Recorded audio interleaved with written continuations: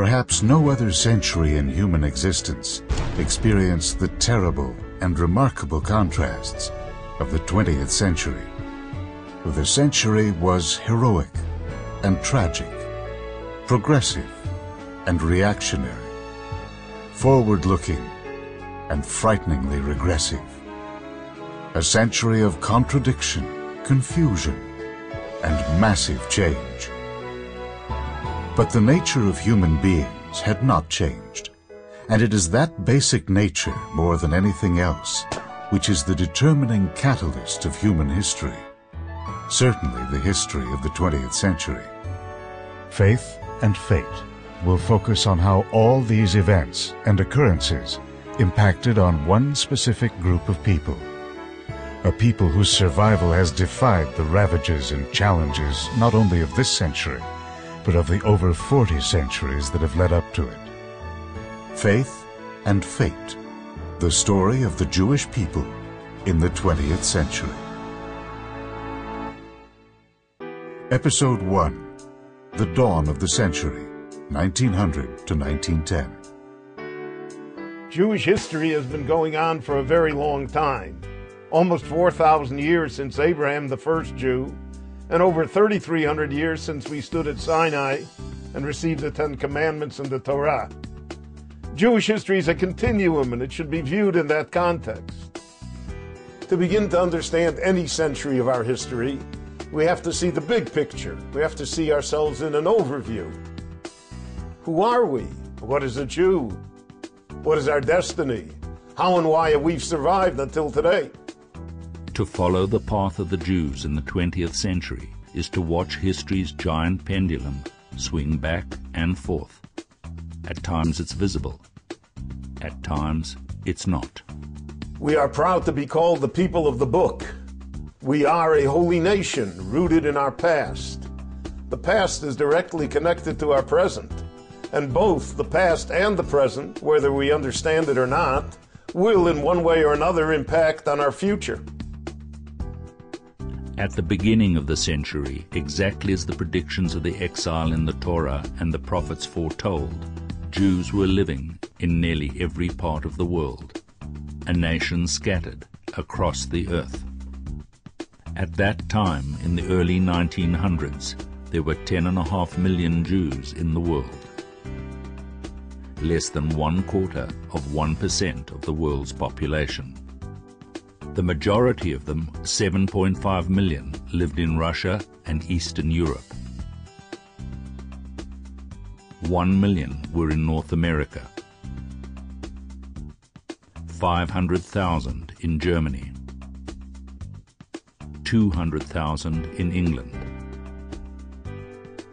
500,000 in the Arab countries. 50,000 in Ottoman-controlled Palestine. And 300,000 to 400,000 in the rest of the world.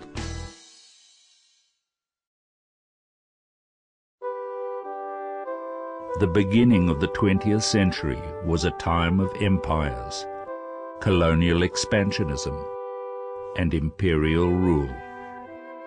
In 1900, Great Britain, with its empire stretching from the Arabian Peninsula to India, to Australia and Africa, was the dominant imperial power. Seeking to expand her colonies, Britain was embroiled in the Boer War, determined to take control of South Africa and its vast gold and diamond deposits. Germany, not satisfied with its smaller colonial empire in Africa, the Pacific Islands, and China, had expansionist ambitions to rival Great Britain.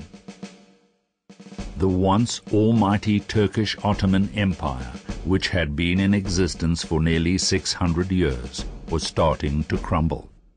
The Ottomans struggled to maintain their hold over their Near and Middle East territories against increasing British and European imperial aggression. Across the Atlantic, America, intent on its own post-Civil War growth, concentrated on building its power from within, in direct contrast to Europe's imperialist expansionist ambitions. Engraved on the Statue of Liberty, the words of Emma Lazarus echoed the philosophy of America. Not like the brazen giant with conquering limbs astride from land to land. Here, at our sea-washed sunset gates, shall stand a mighty woman with a torch. Mother Exile,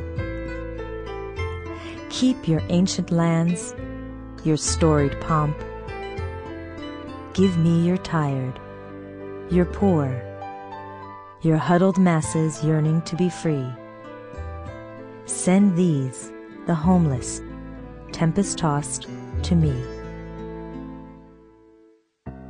This was in stark contrast to Imperial Russia, where the majority of world Jewry lived.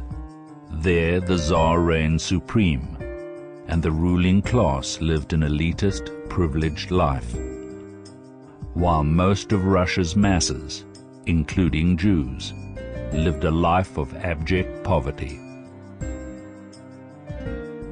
In 1905, there was a war between Russia and Japan. The Russians unexpectedly suffered a decisive defeat at the hands of the Japanese, which weakened Russia even further internally. And at the same time, there was a revolt within the Russian Empire against the Tsar. And there was a march in St. Petersburg on the palace of the Tsar, demanding what by today's standards would be modest demands to improve the lot of the workers and the peasants. Peasants were, of course, the vast majority of the population living in awful, awful, indescribable conditions. The Tsar's reaction to this march was to have his troops fire on the demonstrators. This sparked the masses of Russia, led by the revolutionary anarchists, socialists, and communists, many of them Jews, to demonstrate and go on strike. The army was unable to control the rampaging mobs, and the country spun out of control. The Tsar agreed to create a parliamentary body to represent the Russian people, the Duma, but it was too little, too late. By December, full-scale revolution broke out, and after much fighting, the Tsar's forces finally gained the upper hand. Throughout Russia, thousands died, and other thousands were exiled to Siberia. A year after its formation, the Duma was temporarily suspended by the Tsar. The 1905 revolution had failed to solve any of Russia's outstanding problems. A scapegoat for all these military and governmental disasters had to be found to divert the wrath of the masses away from the Tsar and his cruel, inept government ministers. The most convenient scapegoat was the Jews. In 1905 and 1906, numerous pogroms broke out all over Russia. The Tsarist authorities did little to stop them, letting the population riot for several days before stepping in to prevent them turning against the government. Anti-Semitic posters and pamphlets did not help the situation. Records reveal that in 1905, mainly in a 4-day period between October the 31st and November the 3rd, there were 639 pogroms in Russia. 36,773 families were affected. The pogroms, a word that means riot in Russian, have a long, tragic history. There are pogroms beginning in the middle of the 19th century. They reach a peak in 1881-82, again in 1903 in Kishinev. In Kishinev, in western Russia, 50,000 innocent Jews were attacked and 49 killed, 86 others maimed, and several hundred injured. more than 1,500 shops and houses were destroyed or plundered. The world was shocked.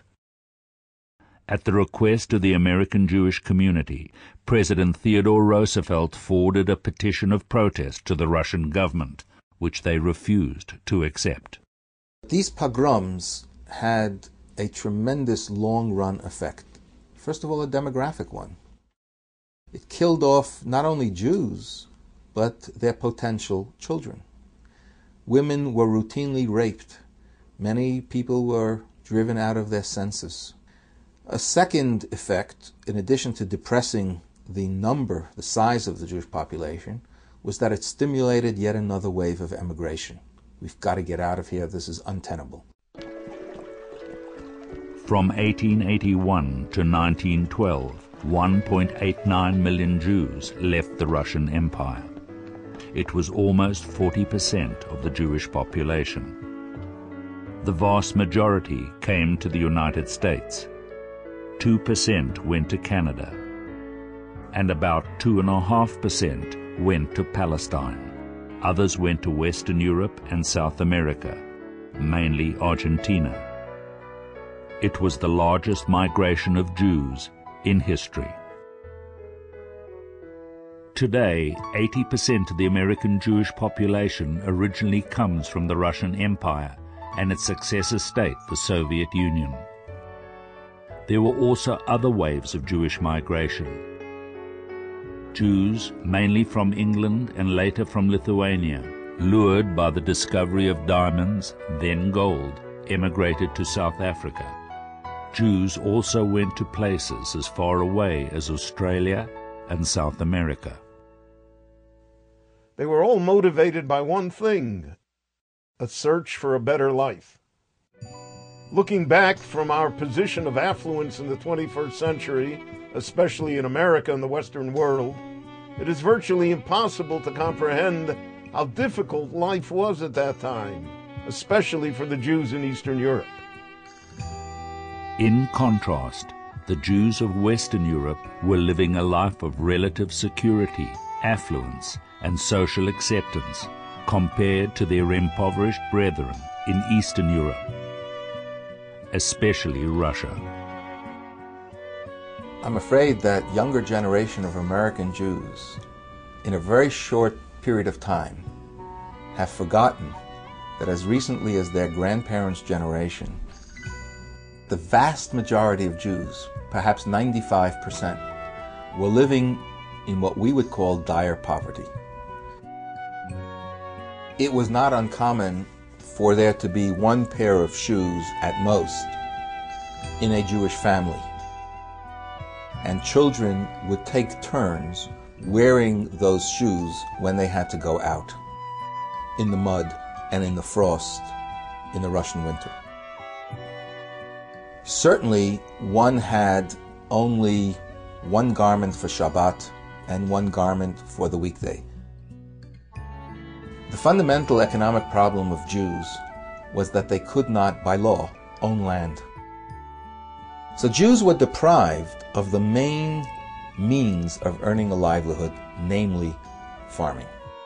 This was compounded by terrible political repression, which limited the Jews' access to higher education. So Jews became craftsmen, shoemakers, cobblers, tinsmiths, brushmakers. In Eastern Europe, you had 40% Jewish unemployment, 40%. You had 20% infant mortality. 1 out of 5 Jewish children did not live to the age of 5. You had grinding poverty, you had pogroms, you had persecution, you had bigotry. So why remain Jewish, right? So along come the Marxists who say we're going to solve all of this. Or along come the Zionists who say we're all going to get out of here. Or along comes anybody who says we have great ideas, the anarchists, whatever. These are all utopian ideas, and the Jewish people are by nature a utopian people. Whichever way the Jews turned to solve their problems, they still faced grassroots anti-Semitism, made worse by the attitude of the Russian Orthodox Church. The Tsar was against the Jews for religious reasons, and the tradition of Russia was that it was Holy Mother Russia. It was the Russian Orthodox Church. The Tsars saw themselves as the protectors of the church. And the Jews were infidels. You're talking about an autocratic, dictatorial rule that had no room for the other. The miracle is how Jews survived under the Tsar as long as they did and as well as they did. Because from the beginning, the Romanovs were their sworn enemies. If you take the church, the Tsarist government, the horrible economy of the most backward state in Europe, these create conditions of almost unbearable tension and suffering to which Jews react by desperately looking for solutions. Some decided to leave for America. That meant giving up on Europe. Some decided to leave for Palestine. That meant giving up on Galut, even the attractive Galut of North America or South America. And some decided to go to socialism, which meant giving up on capitalism wherever it might be.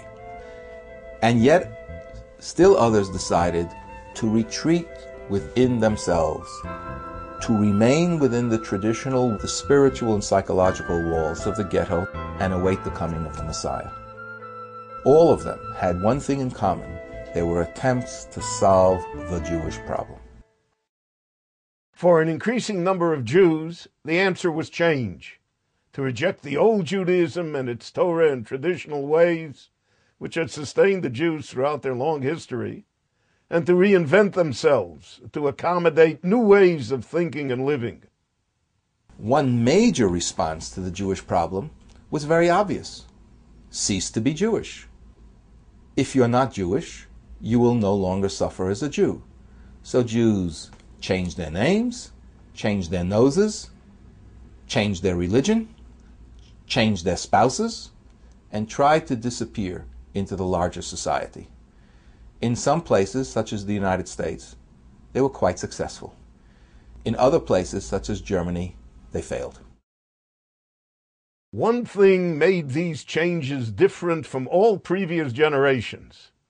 For the first time in Jewish history, under the impact and influence of the secular world in which they were living, Jews in increasing numbers voluntarily weakened under the pressure and began to look for non-Jewish ways to solve their problems. It all started when the powerful winds of the Enlightenment, the Haskalah, began to blow.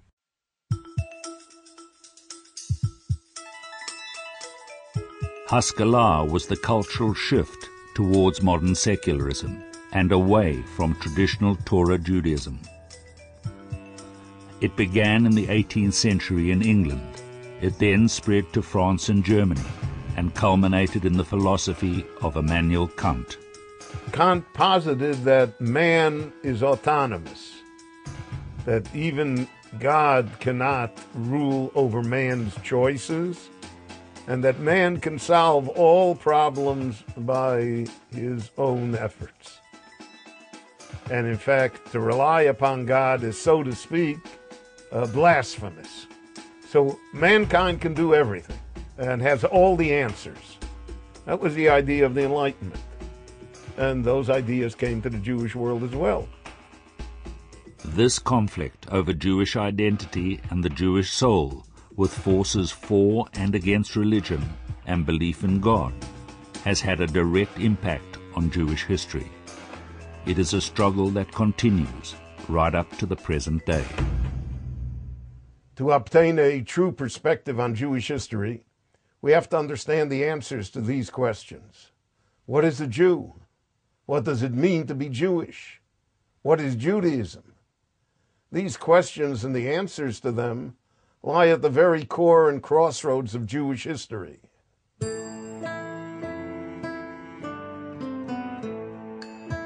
Judaism believes there is one Almighty God, and at Mount Sinai the Jewish people received and accepted an eternal and unchangeable divine mandate. the Torah. The Torah defines us, who we are as Jews, spells out our purpose, and teaches us how to live our lives according to God's will. To a major degree, what has defined Jewish history is the reaction of Jews to this divine mandate and their struggle with it. Traditional Jews accept it. Reformists attempt to redefine it, and rejectionists abandon it. Now, whether or not we understand it or believe it even, God made an eternal covenant with the Jewish people, a promise that despite all of the trials and tribulations that have occurred throughout Jewish history, He will never abandon us, and that there always will be a Jewish destiny and a meaningful Jewish future. God has kept this promise. We are here, despite everything that has happened to us. The amazing fact is that we are still here.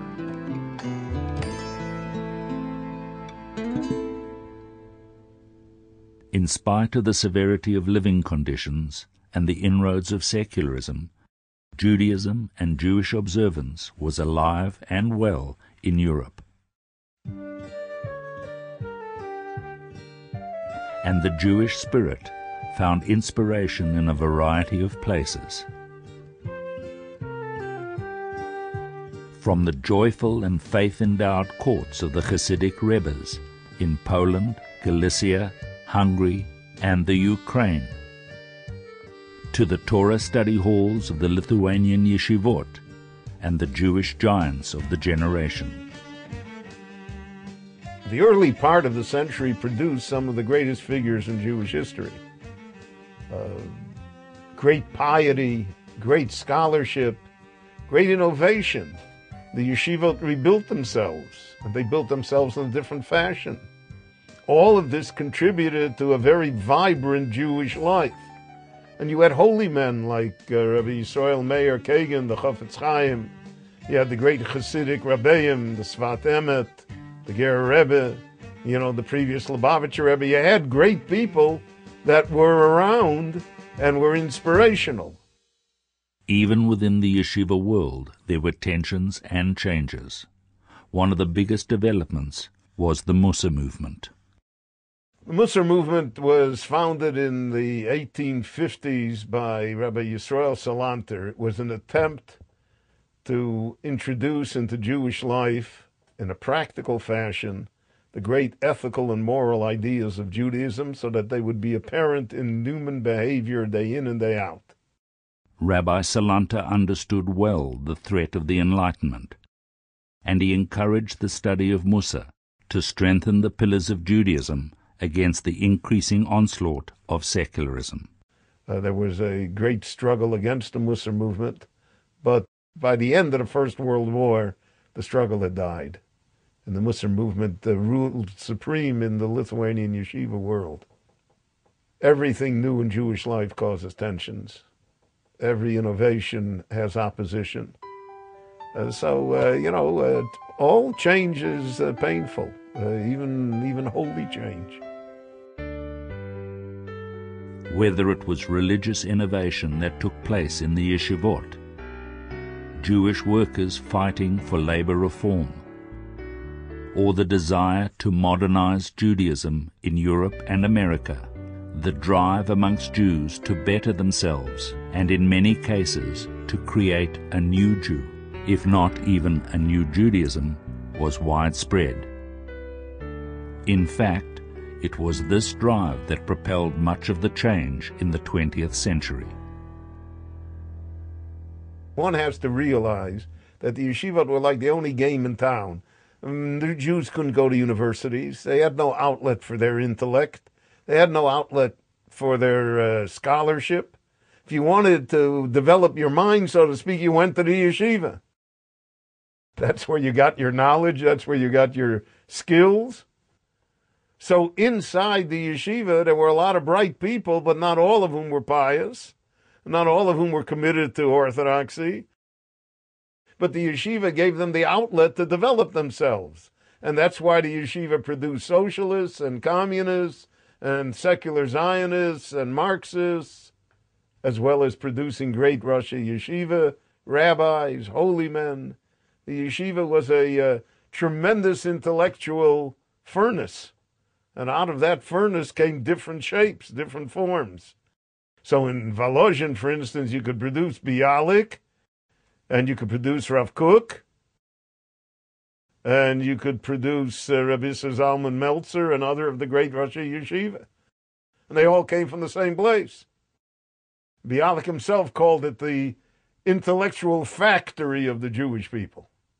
But amongst all the intellectuals and leaders the yeshivot produced, not all of them had a positive impact on the future of the Jewish people. One student, Semyon de Manstein, who had studied at the Telz, Lubavitch, and Slobodka yeshivas, and received rabbinic ordination from one of the greatest rabbis of the time, became a Bolshevik well before the revolution. He was eventually appointed the first commissar for Jewish affairs in the Soviet government.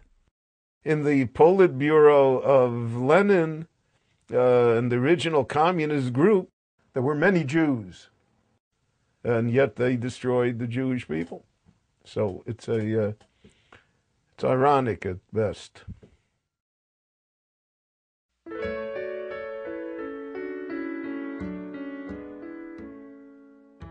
In the late 19th century, Jews suddenly were buffeted by many winds that hitherto had escaped them, namely modernity. What is Jewish identity in the modern age? How does one respond to all this? We can remain Jews, but we can do other things as well. We can go out of the ghetto physically and psychologically and enter the world. Re-enter history. How do you do that? Well, Zionism was one option. Zionism, the longing to return to the land of Israel, had been on the lips of Jews ever since the destruction of the Temple in Jerusalem and the exile of the Jews from their homeland by the Romans in 70 CE. Over 1800 years later, in Vienna, journalist Theodor Herzl, an assimilated Jew, unleashed his Zionist dream of a Jewish settlement in the land of Israel. What Herzl was looking for was Zionism, as he saw it, to solve the problem of the Jews. Anti-Semitism. Appalled at the false accusations of treason leveled against the only Jewish officer in the French General Staff, Alfred Dreyfus, Herzl was motivated to find a solution. He considered several options. Herzl is searching for answers. Just to give you an idea how removed he was from things Jewish, he writes in his diaries, let's look for some solution that'll satisfy us all. Perhaps mass conversion. A major pageant. The Jews, the prominent Jews, will march up to the major cathedral in Vienna and baptize. No Jews, no anti-Semitism. He quickly dismissed that. Ultimately, Herzl focused his efforts on creating a homeland for the Jews and started a chain of events that continues to this day. Zionism says we want to be like other peoples. There's a naivete to it, of course, that once we have our normal state, we can live, quote, normal lives, then anti-Semitism disappears. Herzl tirelessly navigated the political wills and interests of the Jewish leaders, secular and religious, which opposed him. He traveled the world in an effort to enlist the agreement of the great powers in achieving his Zionist goal. In London, concerned with the large wave of Jewish immigration to England, a royal commission of the British Parliament assured him that England would favor a Jewish colony, not in the Holy Land, but in East African Uganda. When the 6th Zionist Congress convened in Basel in August 1903, the Uganda proposal, supported by Herzl, was the dominant issue. It provoked a firestorm of protest, led mainly by the Eastern European Zionist leaders, Chaim Weizmann and Menachem Yushchiskin. By 1904, it was apparent that Zionism stood for the Jewish people's return to the land of Israel and no place else. Still, other Zionists brought their own visions to bear. Asher Ginsburg and his cultural Zionism, Aharon David Gordon and his belief in the holiness of the physical labor movement, and Joseph Berdichevsky with his negation of the exile and rejection of past Jewish tradition. Eventually, Chaim Weizmann, who was to become the first president of the State of Israel, and Nachum Sokolow led the Zionist movement. Herzl rallied the masses of Eastern Europe, who obviously were facing traditional anti-Semitism. He got short shrift, unfortunately, from the Jews of Western Europe. Their whole lifestyle was predicated on acceptance within Berlin, Paris, London. The famous slogan of the reformers, "Berlin is our Zion." They were very assimilated, some intermarried, of course. Western Jewry, which had been living in these countries for generations and had received the vote, were wedded to a good lifestyle where they would be accepted, where their loyalty would not be challenged, and they could practice privately whatever Judaism they wished. Zionism was a direct challenge to the idea of acculturation of assimilation. It wasn't only Western Jewry that was opposed to Zionism. Most of the traditional religious Jewish world opposed it, but for different reasons. Religious opposition to Zionism was based on ideology, on tactics, and on personalities. It was based on ideology, as Zionism claimed to be the alternative to faith, to religion. The tactical objection was that Zionism aligned itself with non-religious, if not even anti-religious forces. It thereby divested itself of all connection to holiness. And finally, personalities. Many Jews found it hard to believe that people who were assimilated, intermarried, who had no background in Judaism whatsoever, would somehow be the ones to lead the Jewish people to greatness. There were Orthodox leaders that went against the mainstream and supported religious Zionism. Under Rabbi Yitzchak Yaakov Reines, the rabbi of Lida, Lithuania, they formed the Mizrahi section within the mainly secular Zionist movement. Mizrach, facing east, is that movement wherein Reines's view one can fuse religion and nationalism and create here an institution or an ongoing operation which would bring Jews closer to Torah life. The contrary position taken by most Orthodox rabbis was that the Zionists were violating the idea that only God could return the Jews to their holy land. Wait for the Messiah, he will deliver you. The Zionists said, we are not only a religious group, we are a nation. Jews are a people. Jews are a nation no less so than the Italians or the Belgians or the French or the English or the Germans. And as such, as a nation, we need a state. Secular Zionism redefined the Jewish people. The new Zionists rejected the Torah as the foundation stone of Jewish existence. Their definition became their slogan. Our people are a nation because of culture, geography, nationalism, and persecution. It was an idea religious Jewry could not accept. See, if you take a long view of the Jewish people, you realize that the glue that held us together and that enabled us to survive till today was the fact that we were loyal to Torah and loyal to tradition. And that really is what helped create the State of Israel. Without it, it could never have been created. Now comes a new idea that none of this is necessary. So if you look at it in the view of a long-term history, it's absolutely suicidal to say these things. Because the only thing that worked for us is what you want to discard now. That makes no sense at all. This belief was also firmly held by the old Yeshuv, the religious Jews who had settled in Palestine in the late 1800s. The word Yishuv means settlement. We understand it to mean the Jews living in Eretz Israel.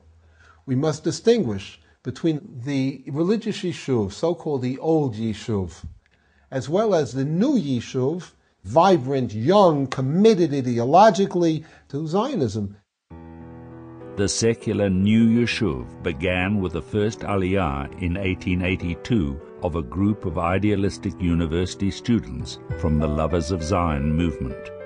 The second Aliyah, from 1904 to 1914, set the pattern for ongoing Zionist immigration, mainly from Eastern Europe. However well-intentioned the efforts of the New Yeshuv were, the old Yeshuv, dedicated to the divine prophecies of Jewish destiny and purpose in the Holy Land, rejected the solely secular nationalist ideals of the new Zionists. Unlike the Zionist immigrants, they refused to adopt Hebrew as the spoken language and reserved it as the holy tongue for prayer and Torah. By 1914, there were close to 85,000 Jews living in Palestine. Since the exile, there had always been a small remnant of Jews living in the Holy Land, mainly in Jerusalem. With the religious and Zionist immigrations in the late 1800s and early 1900s, it was the first time Jews in any significant numbers had returned to Zion, their homeland, in almost 2,000 years. During these tumultuous times, there was another group of Jews with a totally different life experience. They lived around the Mediterranean basin under Muslim rule, in the Ottoman Empire, North Africa, and the Middle East. The Sephardim.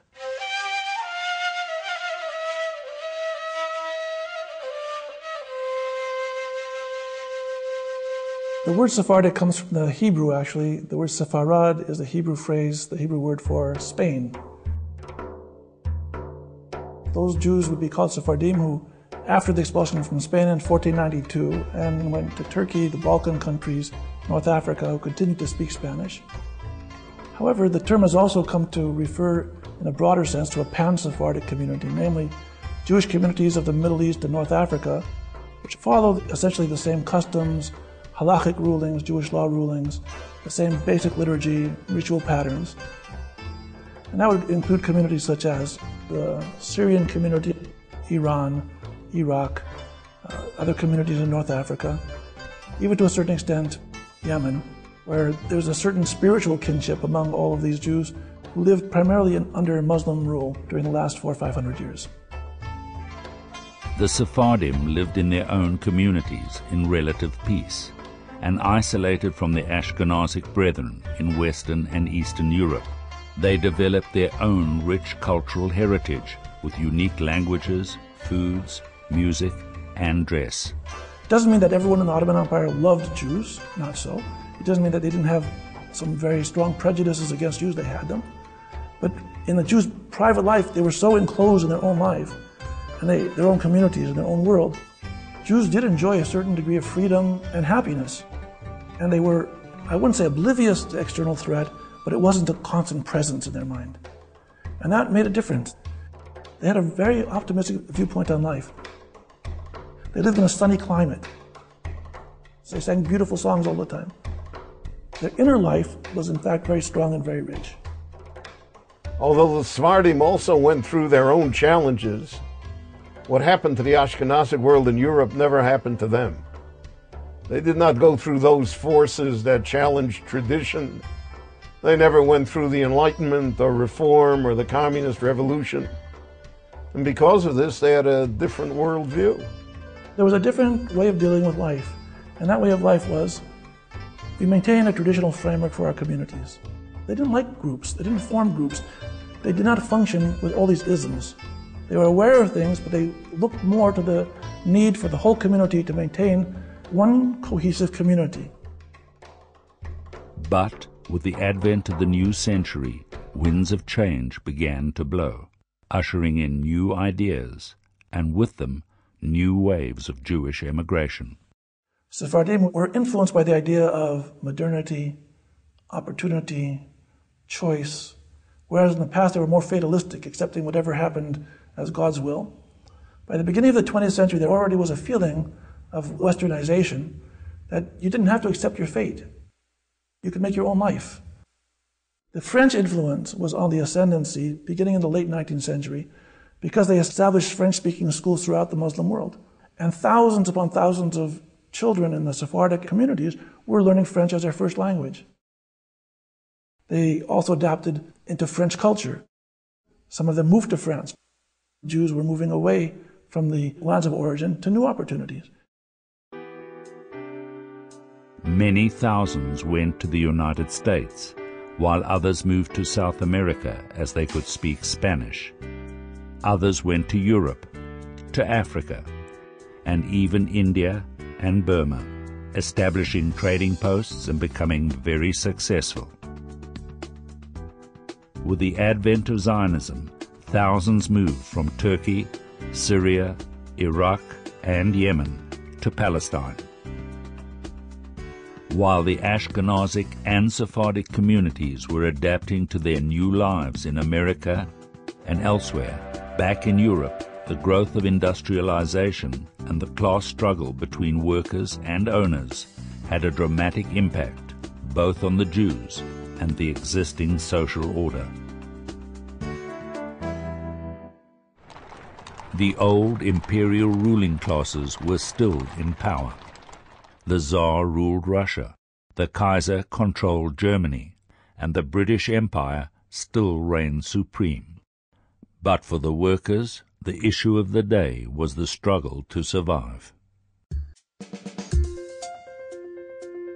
In the factories themselves, the conditions were miserable, including factories owned by Jews.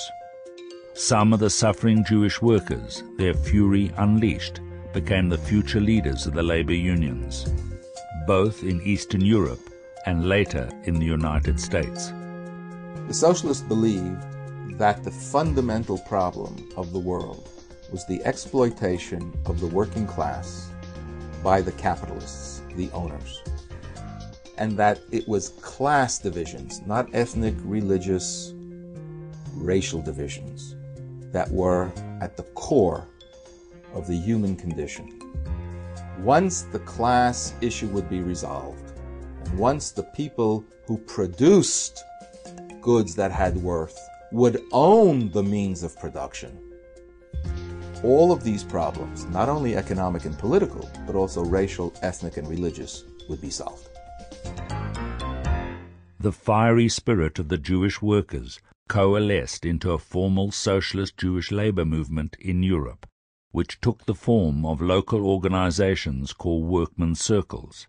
Eventually they merged and became a major labor union called the General Jewish Workers' Union, or the Bund, as it was commonly referred to. It fought for a shorter working day, for higher wages, for non-exploitation by the bosses, for equality between men and women, for friendship between Jews and non-Jews. And that was a very attractive point, because if everyone was socialist and everyone believed that everyone was equal, anti-Semitism would disappear. The Polish worker would no longer hate the Jewish worker. He would only hate the Polish boss. Initially, the Bund was not anti-religious, but it became an ideological movement that embraced Jewish culture and scorned religion and ritual. The Bund held its banquets and festivities on Yom Kippur. It organized the popular school system and used Yiddish as its language, and promoted a militant secular and socialist mandate. It opposed the use of the Hebrew language and was anti-Zionist.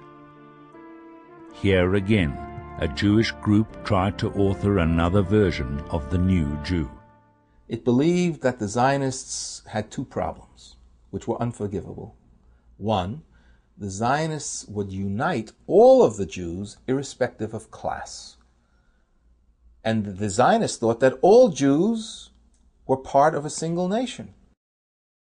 But how can you put a Jewish merchant together with a Jewish worker? We need, as socialists, class struggle, not an artificial unification of the people. The second mistake of the Zionists, from the Bundist point of view, was that they were trying to devise an absolutely unrealistic scheme. Does one really think that millions of East European Jews would pick up and go to some God-forsaken backwater of the Ottoman Empire somewhere far off in the Middle East? That's absurd. So on these two grounds, the Bund was anti-Zionist. The Bund was originally attached to the Social Democratic Party in Russia, but due to its commitment to Yiddish and Jewish culture, the Russian socialists eventually attacked them. When the Bund tried to relegate Jewish tradition to memory, it was the Bundists that became history. When the Bolsheviks came to power in Russia in 1917, and then later in Poland in 1939, almost all of the leaders of the Bund were eliminated, and the organization was crushed.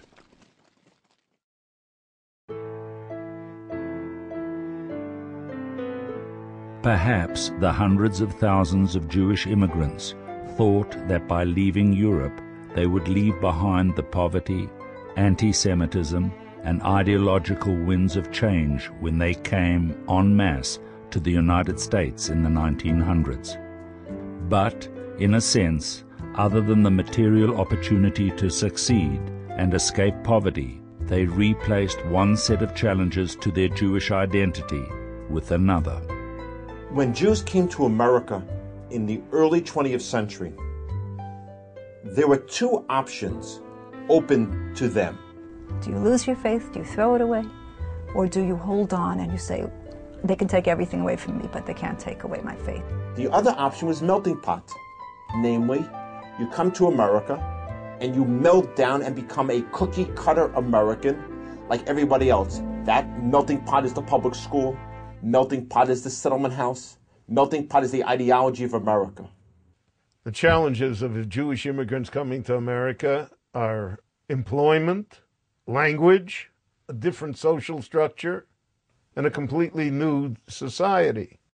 And the entire ethos of America was to make everybody American. And to become American, you have to become less Jewish. That's what they believed. There were those who, of course, simply rejected Torah.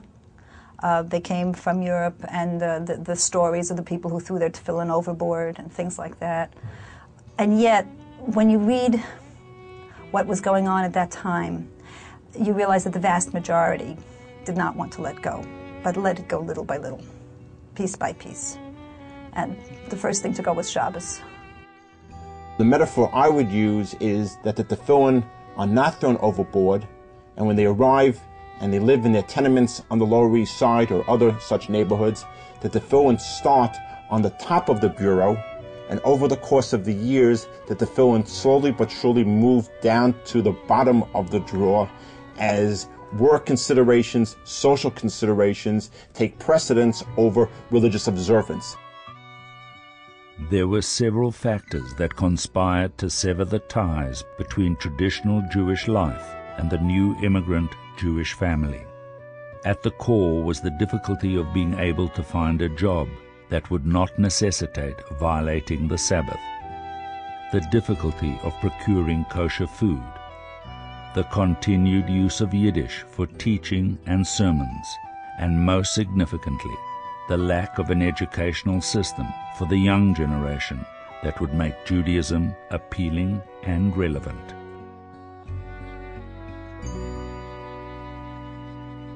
The overwhelming majority of immigrants send their youngsters to American public schools because they want to see their youngsters acculturated to this country. But when they go to the public schools, in addition to learning the 3 R's, reading, writing, and arithmetic, they also learn a very important D, disrespect for their parents' culture. At that time, to be an immigrant was a terribly shameful thing to be, and so they associated the religion of their parents with an immigrant generation. They were ashamed of them. Many simply ashamed of them because the parents dressed differently, spoke differently, ate different foods. One answer to the problem was to try and balance the best of both worlds, to become American and to retain one's Jewish identity. As early as the first few years of the 20th century, there's a movement on the Lower East Side to create American synagogues for the children of East European Jews. The earliest incarnation of this phenomenon was an organization called the Jewish Endeavor Society. And what they endeavored to do was to maintain the core of the Orthodox service and build in a variety of American activities. In other words, take some of the teachings of the public schools, take some of the teachings of the settlement houses, and Judaize them within a religious context. So therefore, you'd have some of the prayers recited in English as well as in Hebrew. You would have the Malava Malka, Motzai Shabbos, would be transformed into a synagogue social, with the idea being that they come to play and they stay to pray. Now, all these efforts represents the beginnings of what we would call modern Orthodoxy or American Orthodoxy. Although many Jews go off and assimilate, maintaining the core of the Orthodox service and building around it an American type of activity is something which will resonate throughout the 20th century.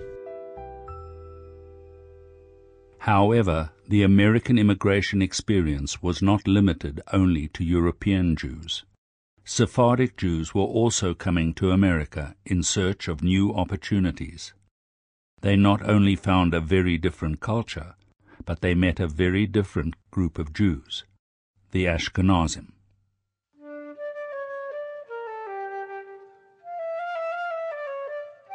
The first meetings created very often cultural clashes.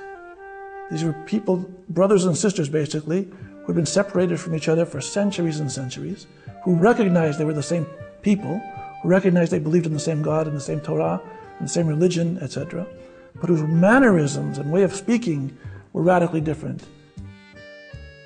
The Ashkenazim spoke Yiddish. The Sephardim were speaking Ladino or Judeo-Spanish or Arabic or other languages from other lands. The Ashkenazim asked, "What are your name?" Last name, Romi, Al-Hadef, Polikar. They didn't recognize these as Jewish names. Have you ever heard of gefilte fish? What's gefilte fish? They ate different foods, they had different style, different language, different everything. Ashkenazic ears weren't used to Sephardic pronunciation. But in those days, when they heard the Sephardim reading Hebrew, they thought it was Arabic.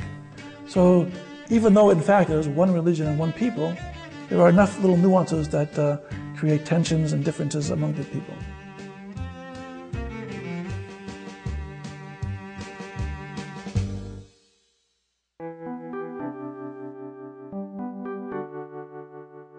Despite the problems, Jews, especially from the earlier German immigration, mainly to New York in the late 1800s, were beginning to succeed in America. In 1906, President Theodore Roosevelt named Oscar S. Strauss Secretary of Commerce and Labor. He was the first Jew named to a cabinet position and was known for his opposition to exclusionist immigration policies. German Jews were particularly successful in banking and commerce. Marcus Goldman founded Goldman Sachs and Company. Henry, Emanuel, and Mayer Lehman, Lehman Brothers. Abraham Kuhn and Solomon Loeb, Kuhn, Loeb and Company. Jacob Schiff, an investment banker, became the leading Jewish philanthropist. And Charles Bloomingdale, who started Bloomingdale's. In contrast to the assimilated German Jews, the new wave of immigrants, mainly religious Jews from the impoverished shtetls of Eastern Europe, as well as the enlightened secular Jews with their socialist ideas, encountered challenges in America's democratic, capitalist society. The Bund, Jewish socialists, come to America, and they have the same problem as do transplanted East European rabbis. Namely, how do you perpetuate an ideology or a theology which has great popularity in Europe and in America, which offers a very different set of values? For the religious, even though there was freedom of religion in America, there was the challenge of assimilation. For the socialists, their atheist, anti-capitalist views were seen as un-American. While the religious immigrants from the shtetl remained moored on the shores of tradition, they watched helpless as the powerful current of American culture quickly swept their children and grandchildren downstream. In this seemingly inhospitable environment, there were Jews who would not give up on Torah study and observance. A small school started in 1896, Eitz Chaim, would eventually become the parent of today's Yeshiva University. In 1904, Yeshiva Chaim Berlin was formed in Brooklyn, New York.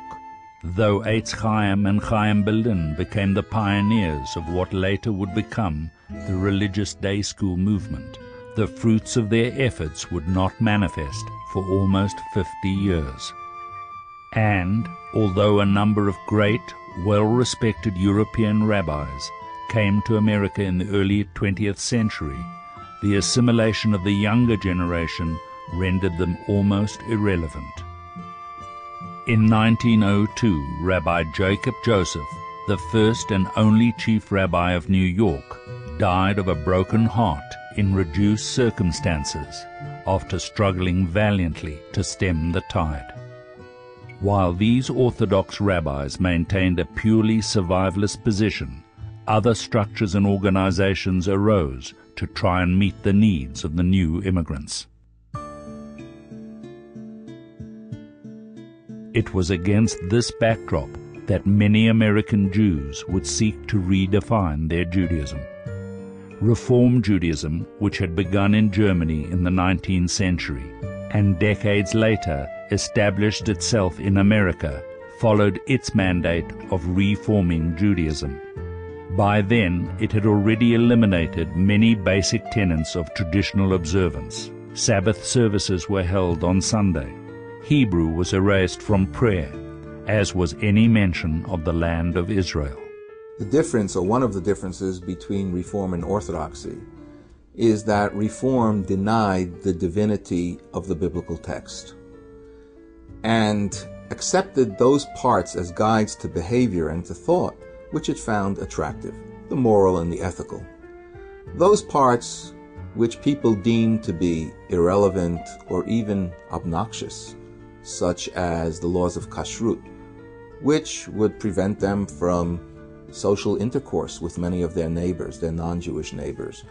These were not of divine origin. These were part of ancient Near Eastern superstitious beliefs which in a modern and progressive society could be abandoned. And though these innovations did not appeal to most immigrants from Eastern Europe, they did appeal to many of their children and grandchildren. Reform became a symbol of acceptance into modern American society, upward social mobility, and a way of keeping their Jewish identity. The first communal institutions, the New York Jewish Federation, controlled by Reform Jews, originally from Germany, and the Hebrew Immigrant Aid Society, founded in 1881 by Russian immigrants, while doing significant work in helping the new arrivals, put pressure on them to compromise their religious observance in order to help them integrate into an American society. The irony of history tells us that those who tried to modernize Jewish identity and practice in order to ensure Jewish survival and vitality, in fact, contributed to a far different outcome 100 years later. since traditional Eastern European orthodoxy still had many hurdles to leap in America, and reform did not attract most immigrants, a vacuum appeared. A new, more modern, English-oriented yet halachically Torah-correct synagogue service emerged. Called Young Israel, it became a positive influence and saved many families who wanted to remain religious.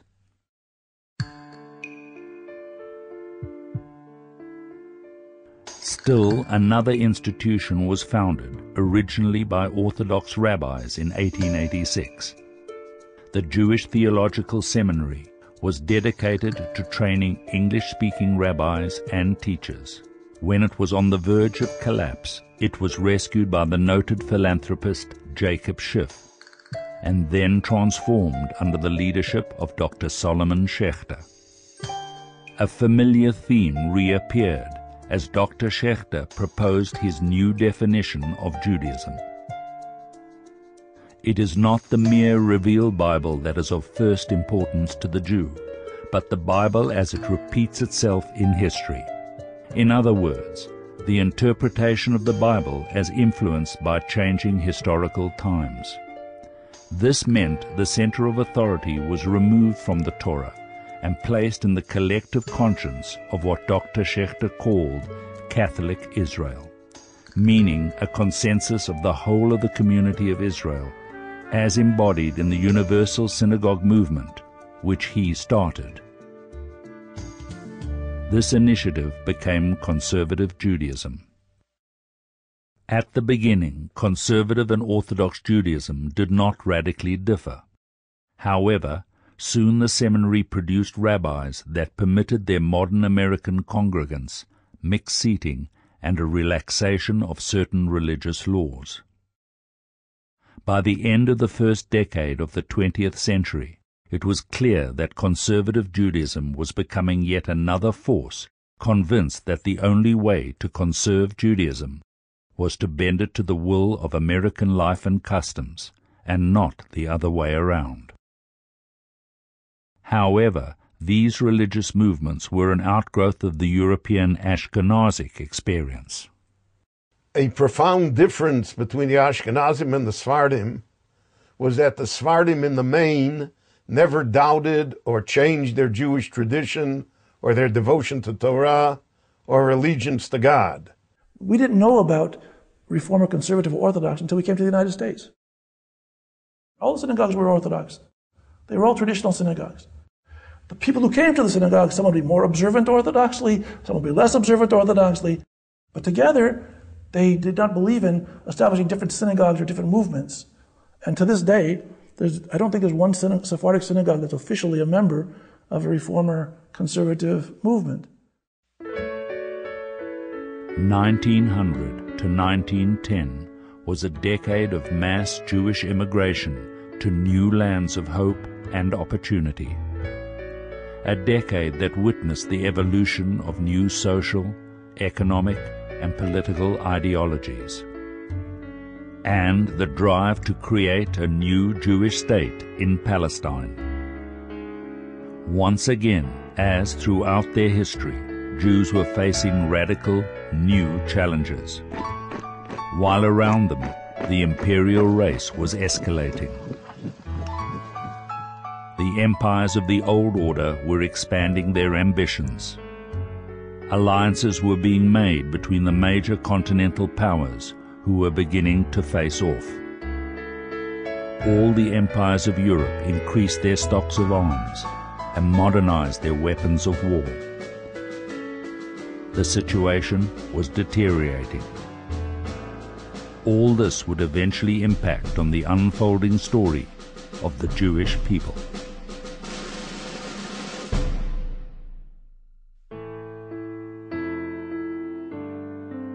For Jews, there would now be two worlds of change to confront in the coming decade. First, the large cataclysmic changes wrought by World War I and the Communist Revolution of 1917. And second, the continued fierce desire of Jews in Europe, America, and the rest of the world to recast their Jewish identity as they struggled somehow to determine how they would fit in socially, economically, and religiously. How difficult and how devastating, especially for European Jewry, the Great War and the Russian Revolution would be, no one could have ever imagined.